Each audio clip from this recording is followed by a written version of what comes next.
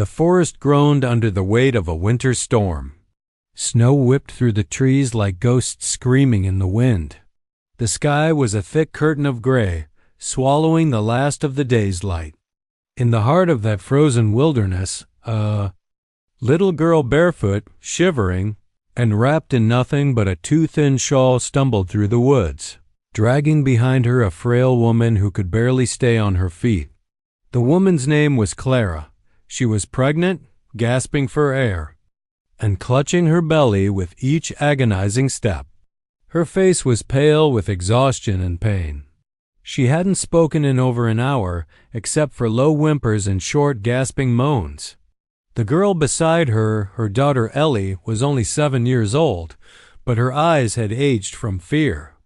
Every time her mother faltered, Ellie tugged her forward again, her tiny hands shaking.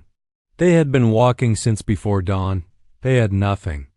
Their wagon had broken down days ago on the edge of the mountain. Her mother's labor had started early. The nearest town was too far, and the only road they found was half buried in snow. They weren't looking for comfort anymore, just shelter. Then Ellie saw it.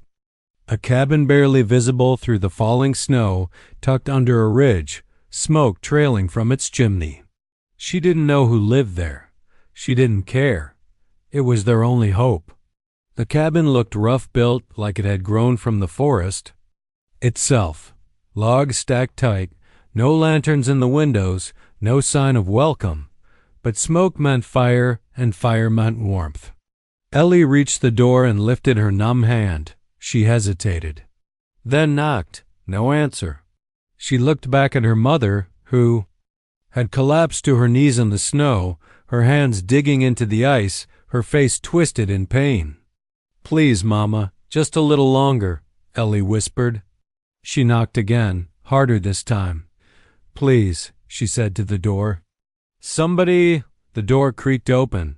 Ellie took a step back. A shadow filled the doorway, tall, wide, and silent. The man standing there was enormous, his frame nearly filling the entrance. His face was unreadable, carved in stone, dark eyes sharp and still.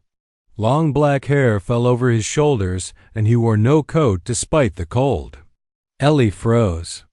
He was an Apache. Her father had once spoken of them in hushed tones, warning words wrapped in fear. But there were no threats in this man's face, just silence, steady, patient silence. The girl's lips trembled. "Can my mama stay here?" She whispered. She's having the baby. We don't got no place." For a long second, the man didn't move. Then, without a word, he stepped aside and opened the door fully. Ellie's heart flooded with relief. He moved quickly, crossing the snow and lifting Clara into his arms with surprising gentleness. Clara was barely conscious, her lips moving. In silent thanks as the man carried her inside like she weighed nothing. Ellie followed close behind, her cheeks red from cold and tears. The cabin smelled of wood smoke and pine. It was warm, simple. A fire roared in the hearth. There were furs on the floor, a rough-hewn table, and tools hanging on the walls. The man laid Clara on a bed made of thick buffalo hides and covered her with a wool blanket. Then he turned, crossed to the fireplace, and began heating water in a blackened pot. He still hadn't said a word. Ellie stood near the fire, trying not to cry as she looked at her mother. "Is she going to be okay?" she whispered. The man looked at her, then nodded once slow and certain. He moved with quiet assurance, placing herbs into a bowl, checking Clara's pulse, then gently adjusting her position on the bed. It was clear. He knew what to do. Ellie watched him, confused and amazed. This silent stranger wasn't scared. He wasn't angry. He was calm like he'd done this before. Clara let out a cry, clutching her belly. The man came to her side and placed a hand gently on her forehead. Ellie flinched, but her mother didn't pull away. She sighed weak, but trusting, and closed her eyes. The storm howled outside, but in that one-room cabin, there was warmth, firelight, and a man who didn't need words to offer kindness. Ellie sat down beside her mother, her tiny hand resting on Clara's. "You saved us," she whispered to the Apache. He didn't respond. But for the first time all day, Ellie felt safe. The fire crackled steadily, casting golden light across the cabin's timber-board walls. Outside, the storm screamed through the trees, but inside the shelter of the cabin, it was still and warm. Ellie crouched near her mother, watching every twitch in Clara's face with wide, anxious eyes. Her mother's breathing was shallow and fast, her forehead glistening with sweat despite the cold that still clung to her boots. Apache Man moved quietly through the room. He was enormous, tall, and broad-shouldered, his movements deliberate, his presence commanding, but there was no harshness in his steps. He stirred something into a steaming pot over the fire, crushing herbs between calloused fingers, and poured the dark liquid into a wooden cup. He walked back to Clara, knelt beside the bed of furs, and lifted her head carefully. Clara was barely conscious. Her lips parted in a dry whisper, but no words came. He placed the cup to her lips and tipped it gently. She drank, grimacing at the bitterness, then slumped back into the bedding. Ellie hovered close, still unsure of this man. She had heard stories, bad ones, about Apache warriors. Her father used to say they'd sneak into camps like shadows and vanish with the dead. But this man hadn't hurt them. He hadn't spoken, hadn't asked questions, hadn't even hesitated. He just helped. She found her voice. "What's your name, sir?" she asked softly. The Apache looked at her with those dark, unreadable eyes. Then he turned back to Clara, tucking the blanket tighter around her. He said nothing. Ellie's brow furrowed. Maybe he didn't speak English. Or maybe he just didn't want to. She wasn't sure. But something about the silence felt less like rudeness and more like ... peace. Suddenly, Clara gasped a sharp guttural sound and twisted on the bed. Her hands gripped the blankets. Her legs kicked at the furs. "Mama!" Ellie cried, rushing to her side. The Apache was there instantly. He didn't panic. He moved with purpose, lifting Clara's legs and positioning her carefully, adjusting her hips with practiced strength. He grabbed a leather strap from a nearby shelf and handed it to Ellie. "Give her this," he said quietly. His voice was low, rough, like it hadn't been used in a long time. Ellie blinked, startled to hear it. "For her teeth?" she asked. He nodded. "She need it." The pain hit Clara hard. Her cries became louder, raw, and frightening. Ellie held her mother's hand and watched helplessly as the stranger worked. He soaked cloths in warm water, packed clean straw near the bed, and placed a hand on Clara's belly, gently but firmly. Time became strange in that room. The world outside didn't matter anymore. Hours passed, or maybe just minutes. Ellie didn't know. She only knew that this man, this quiet, powerful man, was doing everything he could to save her mother. Once, Clara looked up and murmured a name. "Samuel ... is that you?" The Apache paused, just briefly, before shaking his head. "No," he said softly.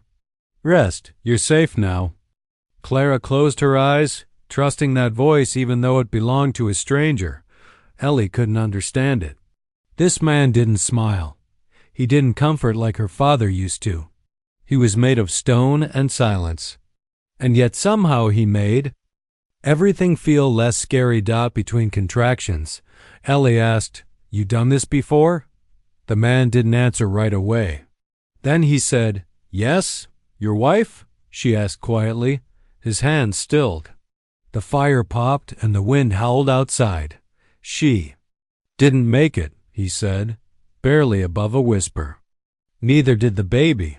Ellie looked down, unsure what to say. She swallowed hard, then reached out and touched his sleeve. "I'm sorry." He didn't flinch. He simply nodded once, then went back to tending Clara. That moment passed like a shared secret. Neither spoke of it again, later. When Clara began to push and scream through clenched teeth, the man became even more focused. He didn't waver. He guided her through the worst of it, sweat beading on his own brow. Ellie squeezed her mother's hand so tightly her fingers ached. "Come on, Mama," she whispered. "You can do it." The Apache positioned himself carefully. His large hands were steady and ready. Clara cried out one last time, and suddenly the room changed. A baby's cry filled the air. Ellie gasped. Clara collapsed, exhausted. The man caught the infant, wrapped it in soft deerskin, and gently wiped its face. He looked at Ellie. "Your brother," he said simply, handing her the tiny bundle. Ellie's eyes filled with tears as she took the baby. "You saved her. You saved us." The man didn't respond. He just returned to the fire, and in his stillness there was peace. The baby had stopped crying now, wrapped snug in a warm deerskin bundle. His tiny chest rose and fell with soft, rhythmic breaths as Ellie cradled him, staring down at her new brother with wide, overwhelmed eyes. Clara was asleep or close to it. Her breathing had steadied, though her face was still pale, lips cracked from hours of pain. But the danger had passed. The Apache man moved quietly around the cabin. He poured fresh water from a leather pouch into a basin and began to wash the blood from his hands. His motions were slow now, almost ritualistic. He didn't look tired, though Ellie imagined he must be. She had never seen anyone do what he had done so calm, so sure. It felt like watching someone fight off death with nothing but his bare hands and silence. He hadn't said a word since the baby was born. Ellie didn't know what to say either. Outside, the storm had started to ease. The wind was still bitter, but the snow had begun to slow. The night was heavy with quiet now, the kind that made everything inside the cabin feel sacred and still. The man knelt beside the fireplace, feeding it more wood. Firelight danced across his face, highlighting the edges of old scars. His hands were rough and powerful, but they moved gently, like he was afraid to disturb the peace he'd helped create. Ellie watched him carefully. Then, after a long silence, she asked again, softly, "What's your name?" The man didn't turn right away. His head was bowed, as if weighed down by something far heavier than time or snow. Then he spoke, so quietly she almost missed it. "Taza." Ellie whispered it to herself. Taza. He didn't look at her, but the name seemed to hang in the warm air between them. She wanted to ask more, why he lived out here alone, why he'd help them, but something in his silence told her not to press. He wasn't a man who gave answers easily. Instead, he stood and walked to the corner of the cabin where a small carved box rested on a high shelf.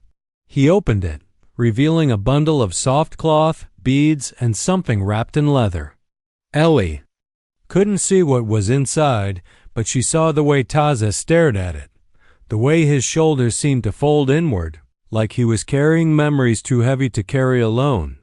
He took out a thin strip of rawhide and tied it around his wrist slowly, reverently. It had a single red bead at the center. Ellie didn't speak, but her curiosity shimmered in her wide brown eyes. Taza looked over at her. "My wife made it," he said after a long pause. "Before the child came." Ellie held her breath. This felt important, like he didn't talk about her often. "She died?" she asked, voice barely above a whisper. He nodded. "The winter was bad. No one nearby. She bled too much." He paused, then added, "The baby was a girl."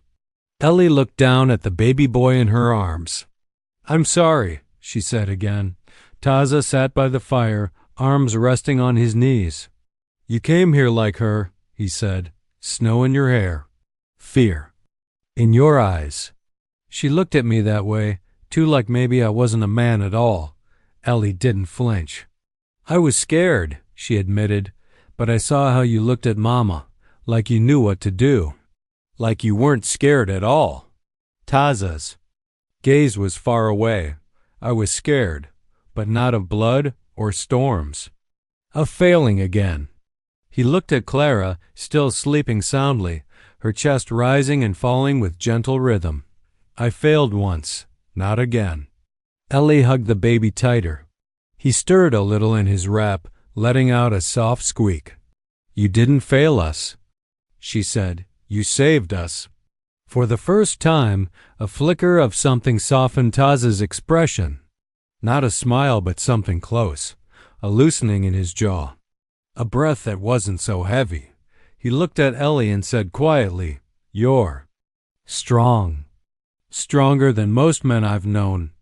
Ellie didn't know what to say to that. So she just nodded, the way he did. The fire crackled.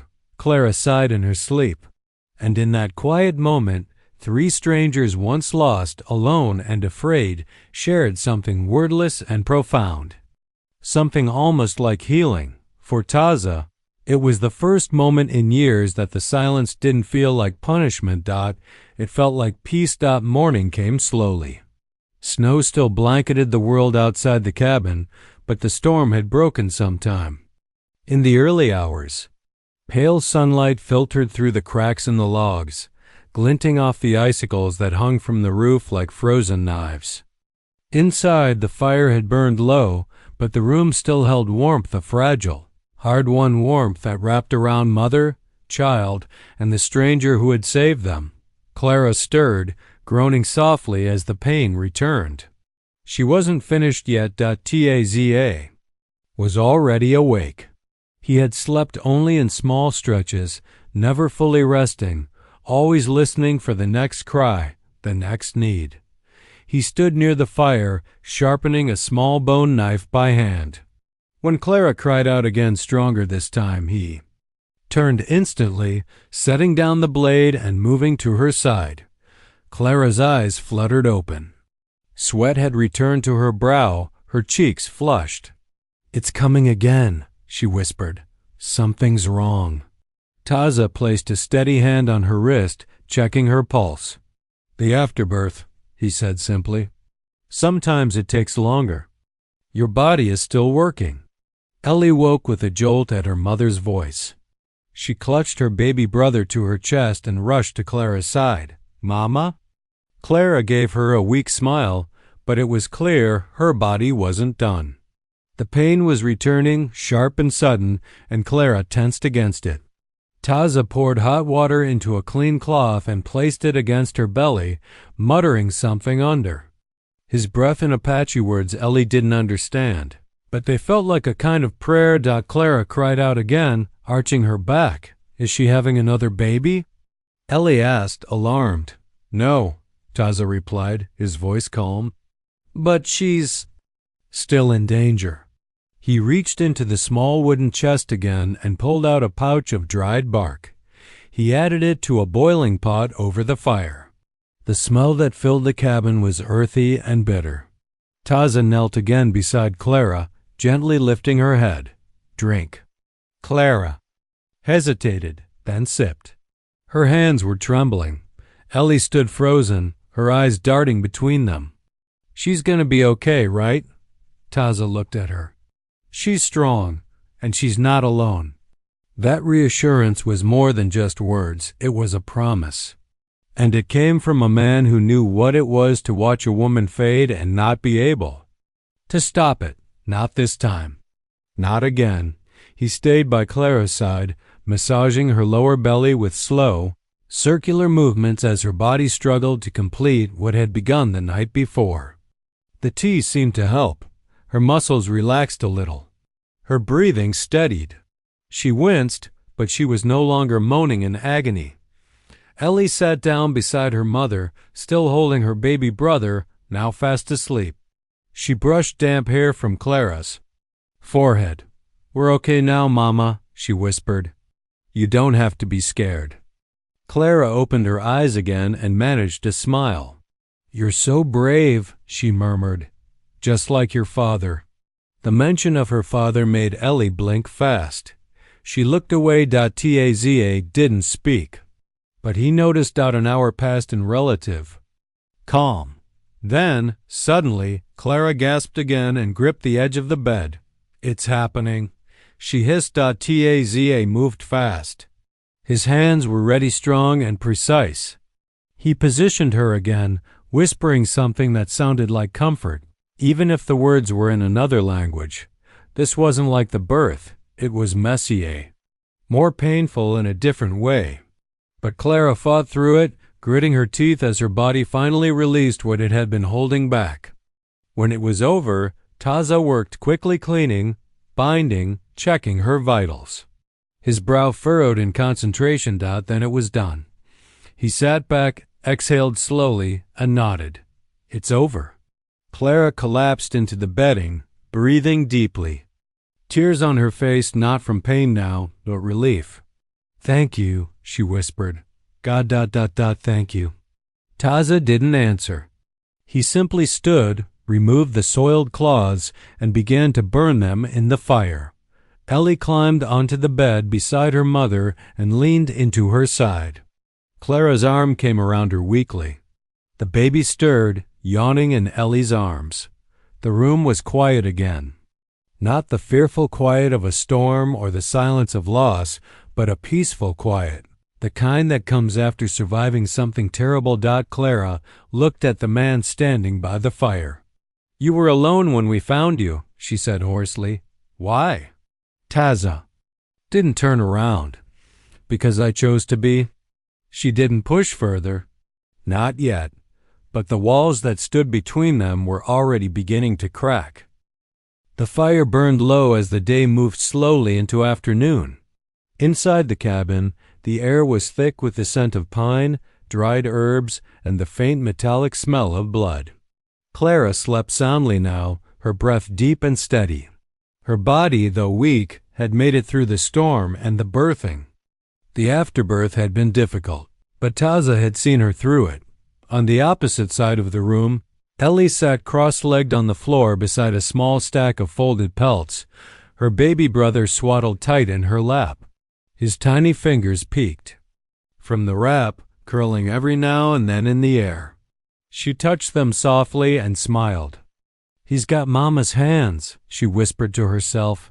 Taza sat at the table, sharpening a knife on a stone, but his eyes were far away. He hadn't said more than a few words in the last hour, but Ellie didn't mind. His silence wasn't cold. It felt like something older, like he'd seen too much of the world and learned that quiet could carry more weight than words. The knife glinted in the light as he paused, glanced toward Clara, and then slowly set the blade aside. "His name?" he asked, surprising Ellie. She looked up. "The baby?" Taza nodded. Ellie hesitated. Mama was going to call him Samuel. That was Papa's name. Taza nodded again but didn't speak.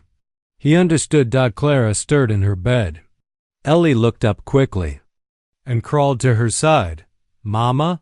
Clara blinked a few times, confused, then smiled when she saw her daughter's face. "I'm still here," she said softly. "You are," Ellie said, holding out the baby. "And he is too." Clara took her son into trembling arms, tears already gathering in her eyes. She kissed his forehead and rocked him gently. "Samuel," she whispered. Taza turned toward the fire again, but not before Clara caught the expression that flickered across his face, a flash of something buried deep, regret, memory, pain. She studied him. "You've done this before," she said softly. He didn't answer. Clara continued. "You said your wife, she didn't make it." Taza's hands tightened slightly around a cup of tea, then loosened. "I tried," he said simply. She was strong, but the winter came early. There was no one else. Clara nodded slowly, eyes full of something that wasn't pity, just understanding. "And you stayed out here ever since?" "I left my people," Taza said. "Too many wars. Too much blood. I thought maybe the world could forget me here." Clara looked at the fire, her newborn sleeping against her chest. "Maybe the world forgot you," she said, "but we didn't." Ellie, sitting beside her mother, looked at Taza with a quiet intensity. You were waiting, she said. For someone. He turned, brow furrowed. You didn't lock the door, she said simply. You had a fire going. You weren't hiding. You were waiting for something to matter again. Taza didn't speak. But something in his chest stirred an ache, maybe. Or the slow breaking of old stone. A soft cry came from the baby. Clara rocked him gently, humming under her breath. Then a knock shattered the moment. Ellie jumped. Taza stood instantly, eyes narrowing. Clara froze, clutching the baby close. The knock came again, harder this time. Taza moved to the door. He didn't reach for a weapon, but his whole body tensed, like a bear on the edge of attack. Outside, bootsteps crunched in the snow. Open up. A rough voice called. We know she's in there. Clara's eyes widened. No. Taza glanced back at her. Who is it? My brothers, she whispered. They ... They never wanted me to keep the baby. They said I'd shame the family. But I ran. Ellie stood, fists clenched. They can't take us, Mama. Taza stepped to the door and opened it just a crack. 3 men stood outside, large, angry, and armed. One held a rifle. The oldest of them, with a red scarf and gray beard, sneered. You the savage keeping our sister? He barked. Taza said nothing. She's coming with us, another growled. She ain't raising no bastard in the woods. With a heathen. Taza looked at them, then turned and locked eyes with Clara. She met his gaze and slowly nodded. The Apache stepped out into the snow. Taza stepped fully into the snow, bare-chested under a heavy buffalo hide cloak, the cold clinging to him like frost on stone. His presence alone made the 3 men outside the cabin hesitate. He wasn't holding a rifle. He wasn't yelling threats. He just stood there towering, calm, unmoved by their hate or their weapons. The oldest man, broad-shouldered, face ruddy, with cold and rage, took a step forward. You got 2 choices, Apache. Let our sister walk out of there, or we take her back one way or another. Inside, Clara wrapped her shawl around her shoulders and handed the baby to Ellie. Her hands trembled, not from weakness now, but fury. She stood and moved toward the door, her legs still unsteady from childbirth. Ellie blocked her path. No, Mama. Clara rested a hand on her daughter's head. They'll never stop if I don't face them. Outside, Taza didn't flinch. His eyes, dark as coal and just as unreadable, flicked between the 3 men. He didn't need to raise his voice. His silence was louder than any threat. You come with us, the second man barked, or we burn this place to the ground. That was when the cabin door opened. Clara stepped out slowly, gripping the frame for balance. She stood beside Taza, hair loose around her shoulders, her face pale but burning with resolve. I'm not going anywhere with you, she said, her voice quiet but unwavering. I left because you tried to take everything from me. I won't let you try again. The 3rd brother, younger, with shaking hands, looked nervous now. Clara, think about what you're doing. He's Apache. You got a child now. You can't. Stay here with him. Clara squared her shoulders. That man saved my life, and the life of my son. He's done more for me than the 3 of you ever have. Taza remained still as stone. His hand rested lightly on the axe tucked into his belt, not as a threat, but as a statement. If they wanted trouble, they'd have to earn it. The oldest brother laughed bitterly. You'd rather die in the woods than come home with your own kin? I'd rather live with honor, Clara said. Something you never gave me. Ellie appeared at the door, the baby in her arms. She's not alone, she said. Where? A family now. That cracked the youngest brother. His rifle lowered slightly. He looked at the baby, at Clara's shaking legs, at Taza's unflinching presence. Then he stepped back. The middle brother hissed, What are you doing? Look. At her, the youngest muttered. She just gave birth. She's standing in the snow with a savage and still ain't backing down. We lost. You gonna let her shame us?" "No," the youngest said quietly. "We already did that ourselves." The oldest, red with fury, spat in the snow. "You want her? Fine, keep her. Don't come crying when the world swallows you whole." With that, he turned, mounted his horse, and rode off into the trees. The others followed, one with anger, one with quiet shame. Taza didn't watch them leave. He simply looked at Clara. "You shouldn't have stood," he said. Clara smiled faintly. "I wasn't going to let you stand alone." Ellie rushed down and hugged her mother around the waist, still cradling her brother tightly. "They're not coming back, right?" Taza stared into the trees a long moment, then nodded. "No, not after today." They returned inside, the door closing behind them with a heavy, satisfying thud. Inside the cabin, the fire had burned low again, but it still offered warmth. Taza moved to stoke it, but Clara stopped him. With a hand to his arm, "You didn't have to protect us." "But you did. Why?" He paused. For a long time, then he said, "Because no one came for mine." That silence that followed was not empty. It was full of something deeper than words. Shared pain, earned trust, the first roots of a bond not forged by blood, but by choice. Clara said nothing more. She simply reached out and rested her hand gently on his. It was the first time anyone had touched Taza without fear in years. He didn't move away. The cabin felt different after the men rode off, not just safer, but lighter, like some invisible weight had lifted from its beams.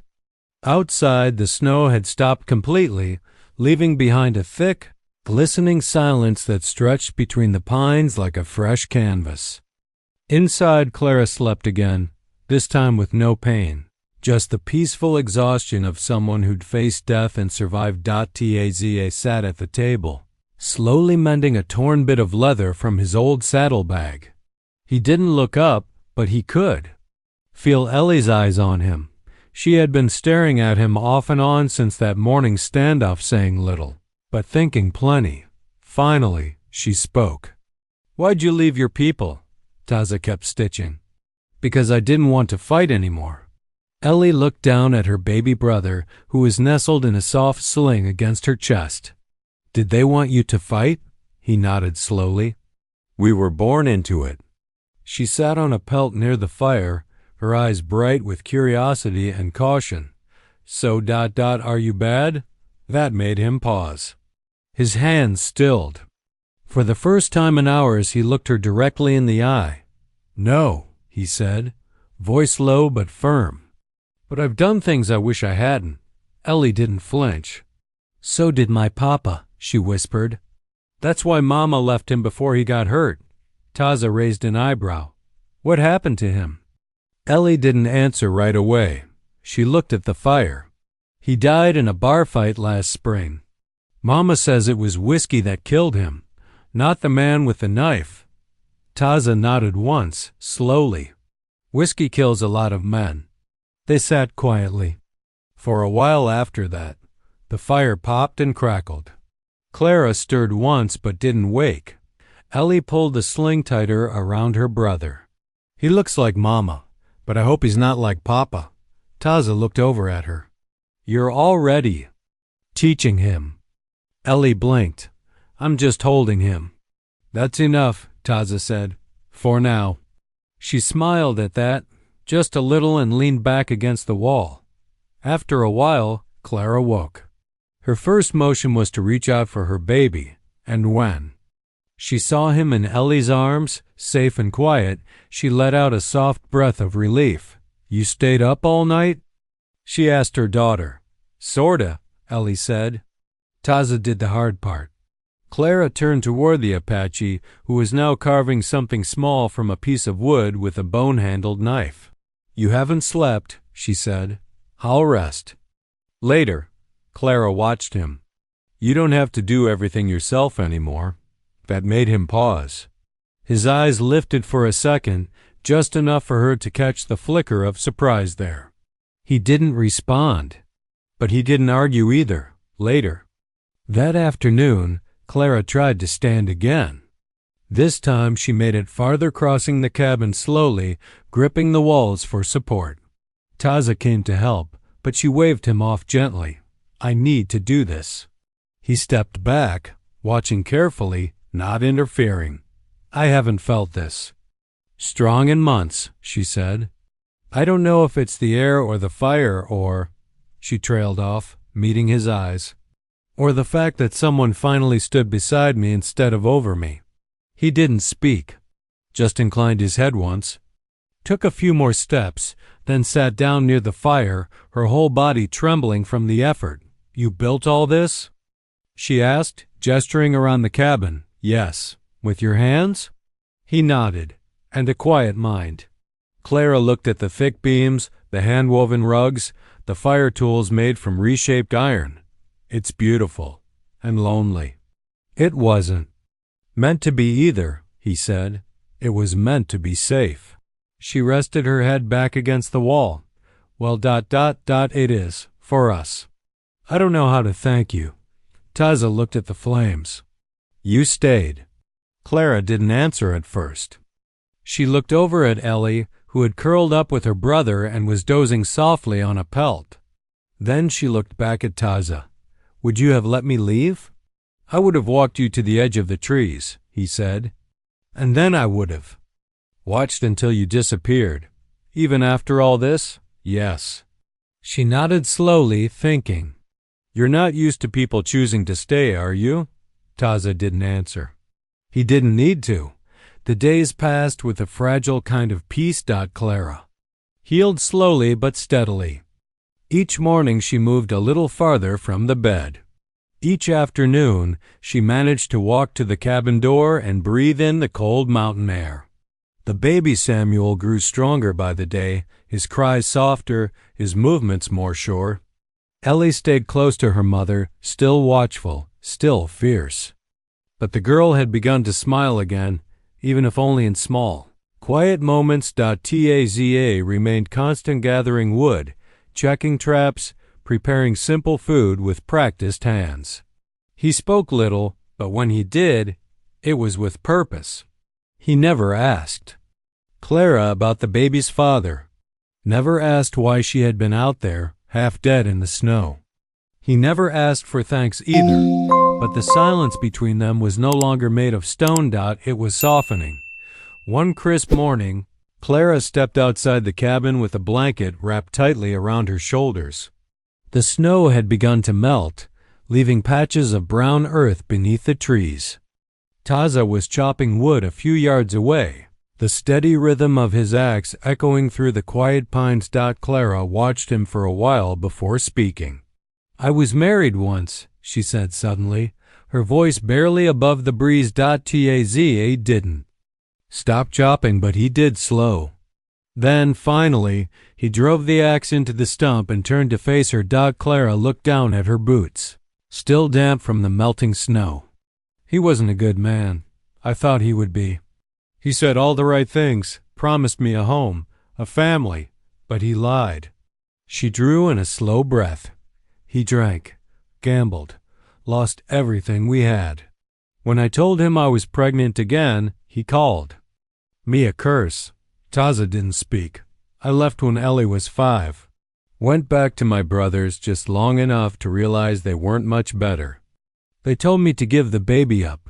Said a widow with 2 mouths to feed would never make it. I left in the night." Taza nodded slowly. "You survived." Clara gave a dry laugh.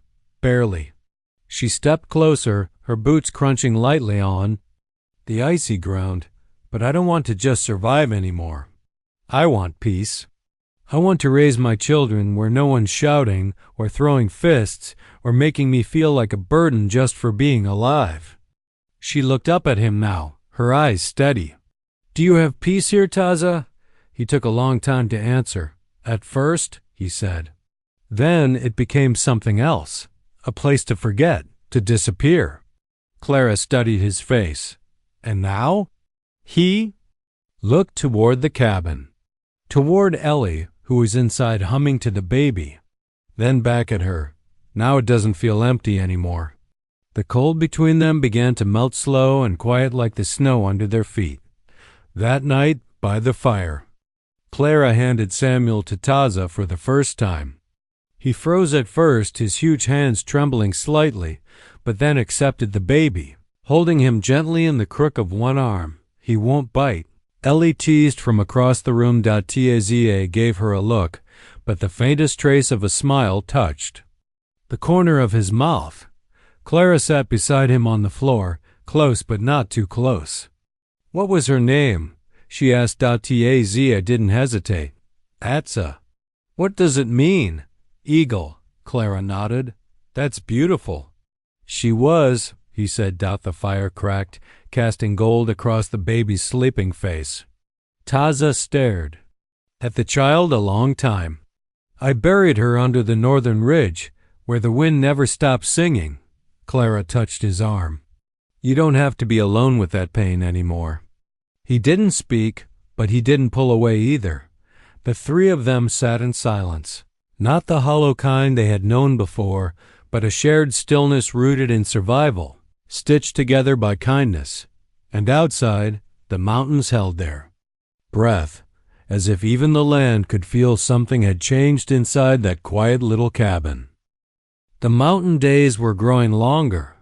Spring's breath rode on the wind, melting the snow and leaving behind soft mud, green shoots, and the sound of water moving freely again through the streams. With the seasons changing, the silence that had once protected them now carried a new question. What comes next? Clara felt it every morning when she stepped out into the crisp air and looked past the trees. There was a world beyond Taza's cabin, a world filled with towns, lawmen, train, whistles, and whispers that could ruin a woman's name. But here, no one cared where the baby had come from, what scars she carried, or what had been broken before. And yet, the future pressed in like fog, uncertain, unavoidable.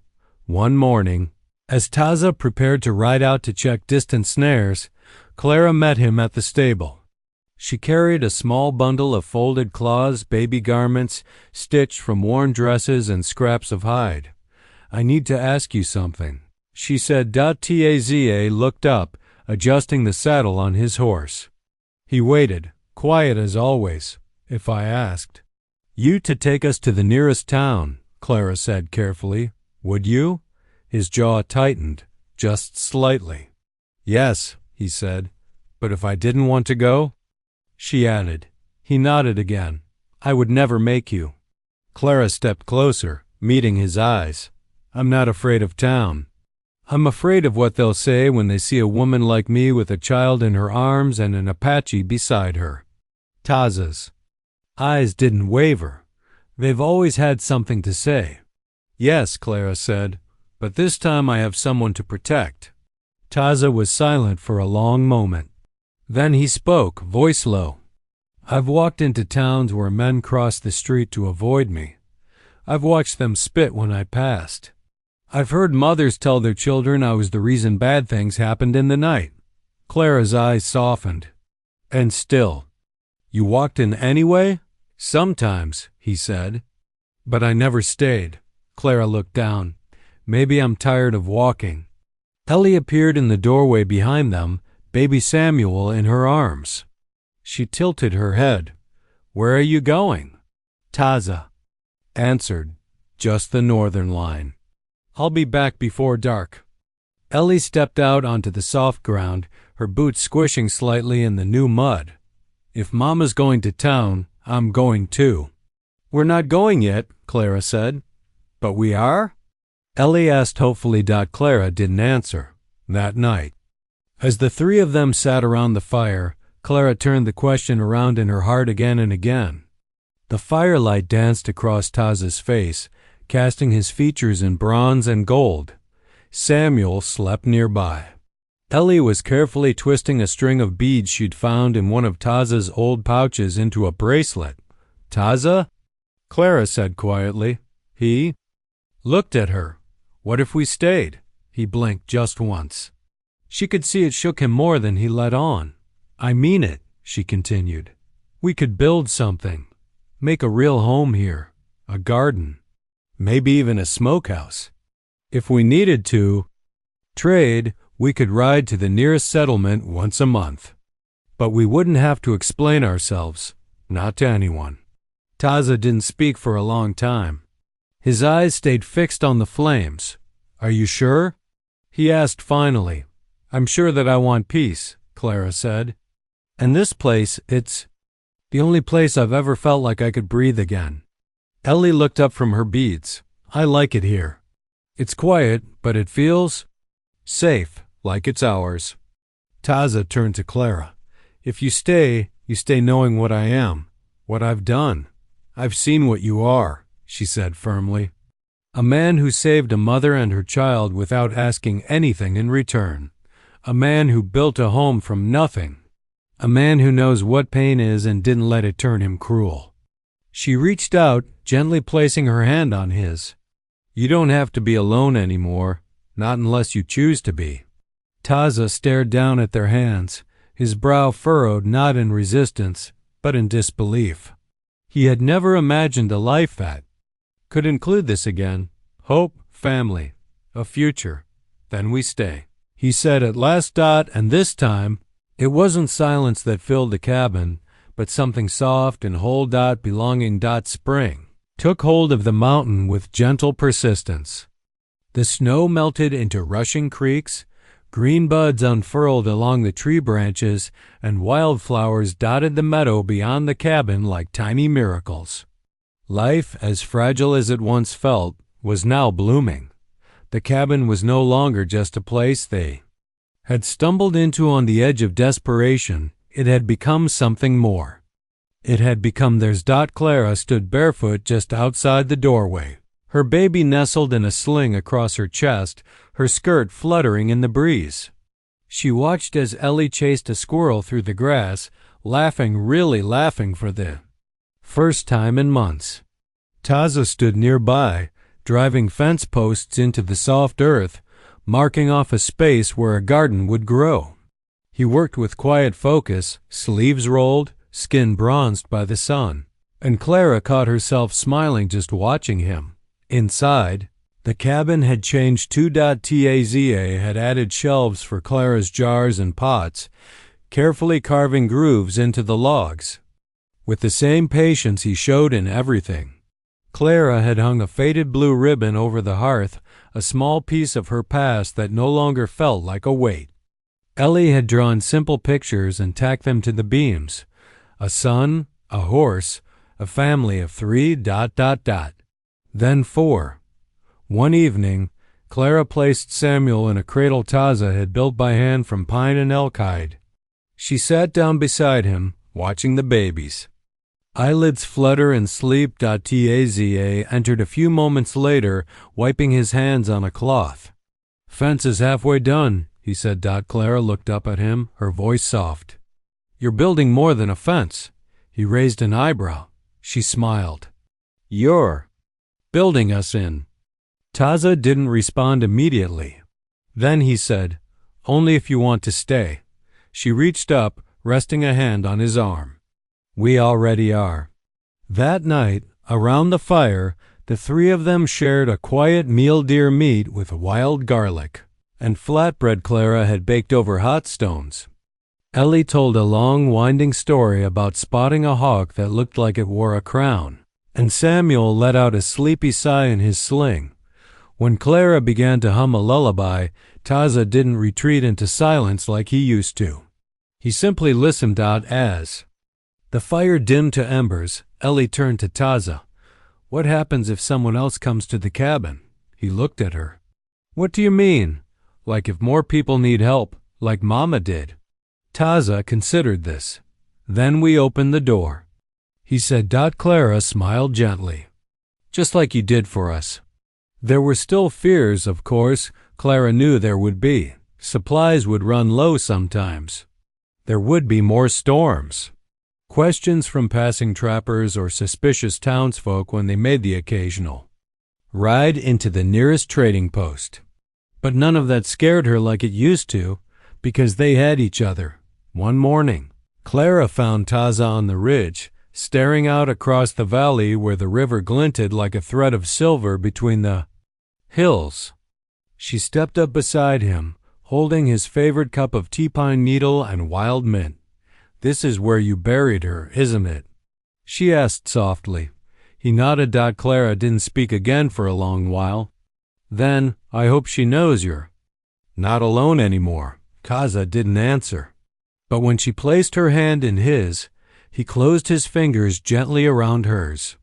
That evening, Ellie came running up from the creek, cheeks flushed, arms full of wildflowers. "Let's put them on the table," she said. And they did. A simple wooden table, handmade by a man who had once chosen silence, now decorated with color, laughter, and life. As the sun sank low, painting the mountains in gold and amber, Clara rocked Samuel by the open window while Ellie braided her hair and Taza carved another cradle for the future. Not the past. No one said it aloud, but they all felt it. This wasn't the end of a story. It was the beginning of a life built from pain. Yes, from sorrow, silence, and survival. But also from choice. From courage, from love that didn't come roaring in like thunder, but grew steady as roots in mountain soil. And in that cabin on the edge of the wild, surrounded by pine and memory and the promise of tomorrow, they were finally home.